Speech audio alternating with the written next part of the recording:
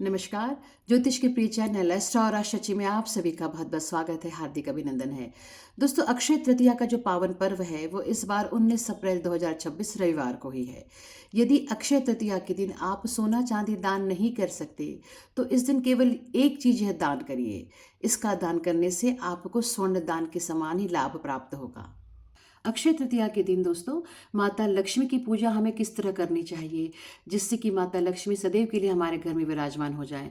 इसके साथ ही अक्षय तृतीया के दिन हमें किन किन वस्तुओं का दान करना चाहिए, इन सभी बातों की विस्तृत जानकारी आपको इस वीडियो में प्राप्त होगी। साथ ही खरीदारी का शुभ मुहूर्त। तो बने रहिए मेरे साथ अंत तक इस वीडियो को। और प्लीज़ दोस्तों, मेरी इस वीडियो को अंत तक ज़रूर देखें ताकि आपको अक्षय तृतीया के दिन की महत्ता और जानकारी अच्छे से प्राप्त हो। जैसा कि आप सभी को मालूम है दोस्तों कि अक्षय तृतीया के पावन पर्व पर सोना चांदी जैसी महंगी धातुएं खरीदना बहुत ही शुभ माना जाता है। लेकिन यदि आप सोना चांदी जैसी महंगी धातु खरीदने में असमर्थ हैं तो ऐसी कौन सी चीज़ हम खरीदें जिससे हमें स्वर्ण दान समान ही फल प्राप्त हो, जिससे हमें स्वर्ण दान के समान ही लाभ प्राप्त हो। तो बस आज मैं उसी के बारे में ही आपको जानकारी देना चाहूंगी। अक्षय तृतीया के दिन भगवान श्री हरि विष्णु और माता लक्ष्मी की विशेष पूजा और आराधना की जाती है और अक्षय तृतीया के इस दिन को अबूझ मुहूर्त के रूप में भी जाना जाता है। इस एक दिन आप बिना पंचांग देखे, बिना किसी ब्राह्मण या पंडित से पूछे कोई भी शुभ काम किसी भी शुभ समय में कर सकते हैं। मतलब कि पूरा दिन ही शुभ रहता है।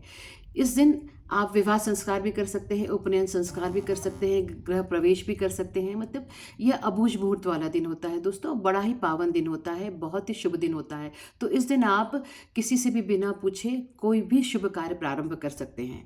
अक्षय तृतीया का दिन एक ऐसा दिन है दोस्तों जिस दिन सूर्य और चंद्रमा दोनों ही अपनी उच्च राशि में होते हैं।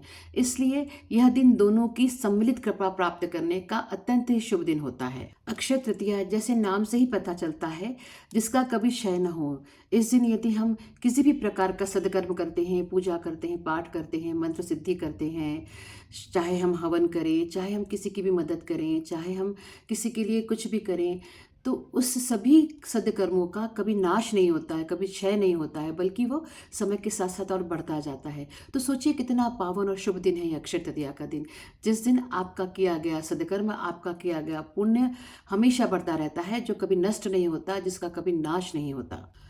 अक्षय तृतीया के दिन ही दोस्तों त्रेता युग का प्रारंभ हुआ था। अक्षय तृतीया के दिन ही बद्रीनाथ धाम के कपाट खुलते हैं और साथ ही अक्षय तृतीया के दिन ही भगवान बांके बिहारी वृंदावन में भगवान बांके बिहारी के चरणों के भी दर्शन होते हैं। अक्षय तृतीया के दिन ही भगवान परशुराम जी की भी जयंती मनाई जाती है, साथ ही हग्रीव जी की भी जयंती मनाई जाती है और माता मातंगी की भी जयंती अक्षय तृतीया के इस पावन पर्व पर मनाई जाती है। तो सोचिए कितना महत्वपूर्ण दिन है ये। इसका वर्णन पुराणों में भी बहुत मिलता है। पुराणों में भी अक्षय तृतीया की बहुत महिमा बखान की गई है कि यह अत्यंत शुभ दिन है। इस दिन यदि आप कोई भी शुभ कार्य प्रारंभ करते हैं तो आपके जीवन में सुख समृद्धि सौभाग्य बना रहता है। अब हम बात करेंगे अक्षय तृतीया के दिन पूजा विधि के बारे में, लेकिन उससे पहले हम ये जानेंगे कि अक्षय तृतीया के दिन शुभ मुहूर्त क्या है। वैशाख माह के शुक्ल पक्ष की जो तृतीया तिथि है, जिसे अक्षय तृतीया भी कहते हैं, वो प्रारंभ होगी 19 अप्रैल 2026 रविवार को प्रातः 10:49 पर। उसका समापन होगा अगले दिन यानी 20 अप्रैल 2026 सोमवार को प्रातः 7:27 पर। तो इस बार वैशाख माह के शुक्ल पक्ष की जो तृतीया तिथि है, जिसे अक्षय तृतीया कहते हैं, वो 19 अप्रैल 2026 रविवार को ही मनाई जाएगी।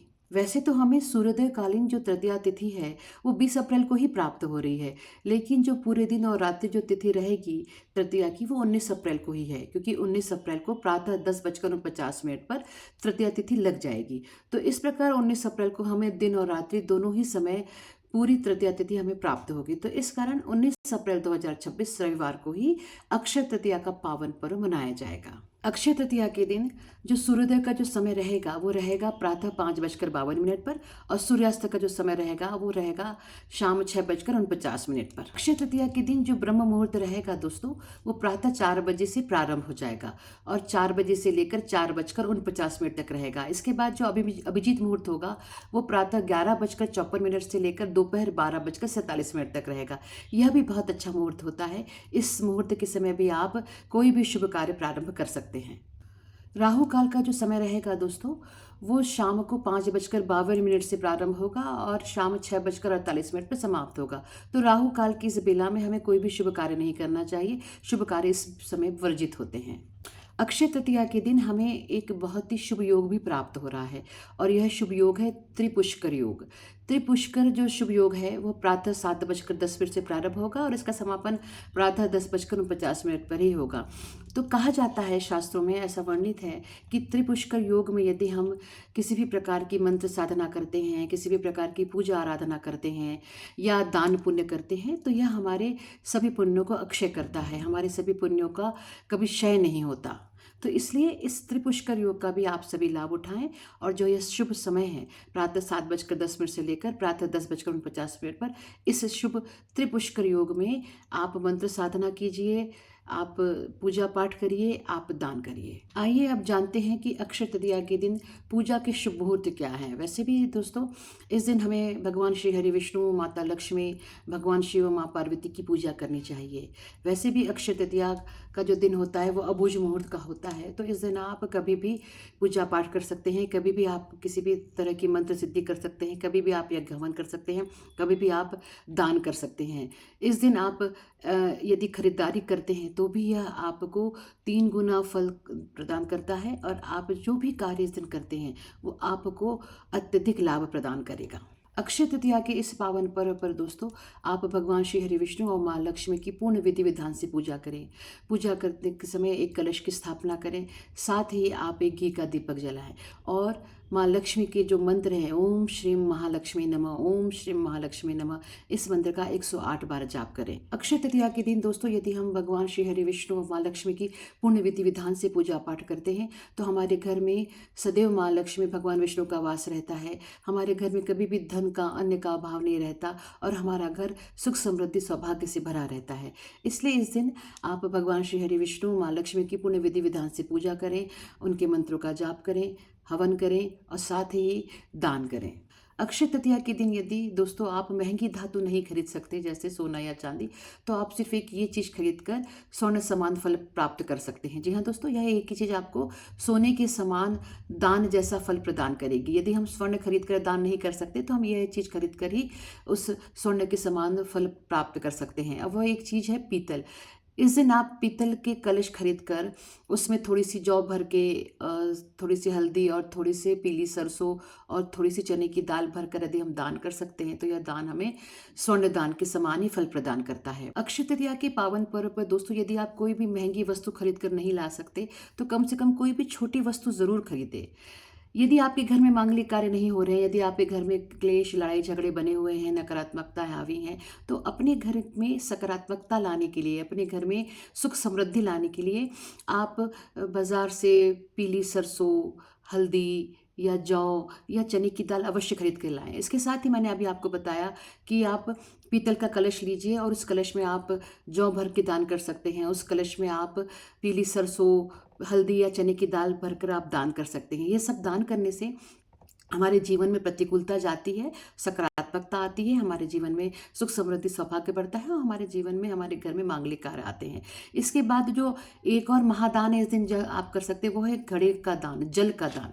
आप एक मिट्टी का घड़ा लाइए, उस मिट्टी के घड़े में आप जल भरिए, जल में थोड़ी सी शक्कर डालकर वो घड़ा आप किसी भी ब्राह्मण को दे दीजिए, पंडित जी को दे दीजिए या किसी भी ज़रूरतमंद को दे दीजिए। तो इस सबसे बड़ा दान इस दिन होता है वो भी जल दान है। इस दिन यदि हम तो दोस्तों, यदि आपको स्वर्ण दान के समान ही फल प्राप्त करना है तो अक्षय तृतीया के इस पावन पर्व पर आप जौ का दान करें। जौ का दान भी स्वर्ण दान के समान ही फल देता है।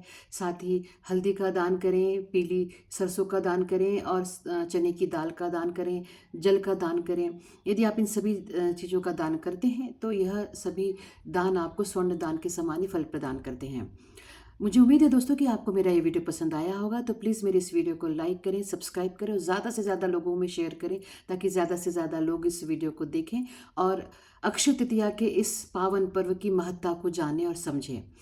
इसके साथ ही दोस्तों, यदि आपका कोई क्वेश्चन है या यदि आपका कोई डाउट हो तो प्लीज़ मुझे कमेंट बॉक्स में ज़रूर लिखें और मैं आपके सभी प्रश्नों का उत्तर दूंगी ताकि आपकी जो भी क्वेरीज हैं, आपके जो भी डाउट्स हो वो क्लियर हो। मुझे उम्मीद है दोस्तों कि आपको मेरा ये वीडियो पसंद आया होगा, तो प्लीज़ मेरे इस वीडियो को लाइक करें, सब्सक्राइब करें और ज़्यादा से ज़्यादा लोगों में शेयर करें, ताकि ज़्यादा से ज़्यादा लोगों को अक्षय तृतीया के इस पावन पर्व की महत्ता समझ में आए और ज़्यादा से ज़्यादा लोग जो भी मैंने इसमें विधि बताई, शुभ मुहूर्त बताया है, उसका लाभ लें और अपने जीवन में सुख समृद्धि सौभाग्य प्राप्त करें।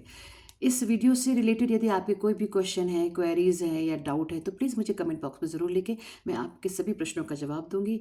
और इसके साथ ही मैं ये प्रार्थना करती हूँ कि अक्षय तृतीया के इस पावन पर्व पर आपके ऊपर सदैव के लिए माँ लक्ष्मी, भगवान श्री विष्णु हरि का आशीर्वाद बना रहे। धन्यवाद। जय श्री महाकाल।